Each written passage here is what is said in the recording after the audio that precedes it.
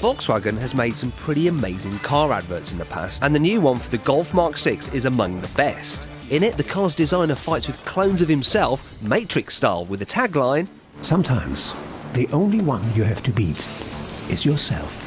And with that in mind, I thought it would be a good idea to compare the new car against its predecessor. To do that, I will use some scientific methods and some not so scientific methods. But before we go any further, I need to claim myself first. Have you put on weight? Shut up and get in your car.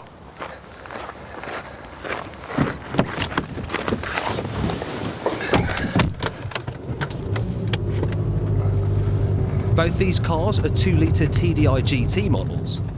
They may look different, but the MK5 and the MK6 actually share the same chassis, although for the new model, VW has reworked the suspension to improve the ride.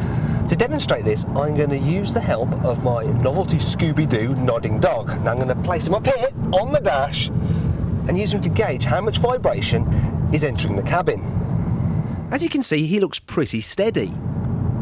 So how's he doing in the MK5? Not so well.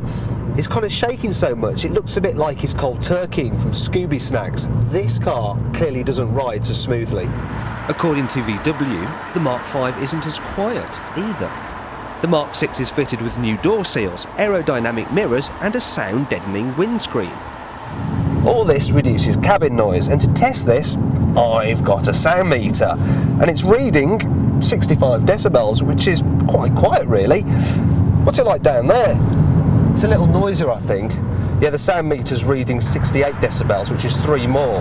And that might not sound like much, but it means that this car is actually 20% louder. Part of this difference is down to the fact that the new Golf 2-litre TDI has common rail injection. And this system is quieter than the normal pump-deuce injection of the MK5. The Golf MK6 also has completely new bodywork, but is it more attractive than the old car? To find out, we've enlisted the help of someone who should know a thing or two about style, beautician Anna Vibrouge from Tony and Guy in Horsham. She cast her critical eye over them both. So what was her verdict? I think the MK5 is a little bit older, it's a little bit more fatter on the front, whereas the new model, it's a lot more fresher, it's a lot more sleeker. I much prefer this one. Now, Anna, I'd like you to test VW's claims that they've used more upmarket materials in this new car's cabin. And for that, I'm afraid you're going to have to put on this blindfold and get all touchy-feely.